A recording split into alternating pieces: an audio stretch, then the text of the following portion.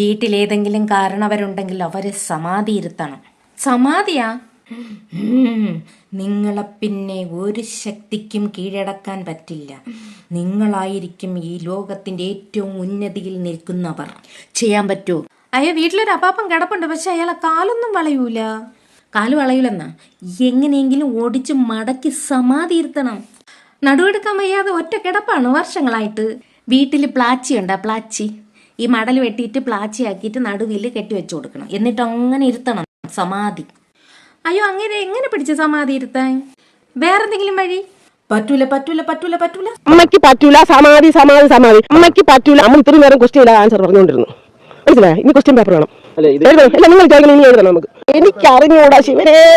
എല്ലാരും തലയിൽ അടിച്ചേക്ക് നാരായണ ഗുരുസ്വാമിയൊക്കെ. ഭവാനെ കൈലാസനാഥാ സത്യം ശിവന്. ഈ ഇരിക്കുന്ന സൂര്യന് കത്തിച്ചത് അത്ര ശക്തിയുള്ള ശിവനാണ്. പോയി വരൂ, പോയി സമാധി ഇരുത്തൂ. ഓ നോക്കിട്ട് കടമാഞ്ചായാലും പൈസ കൊടുക്കാം.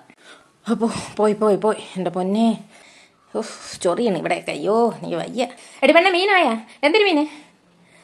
ഓ അയല. അപ്പോൾ വിശന്ന് വയ്യ.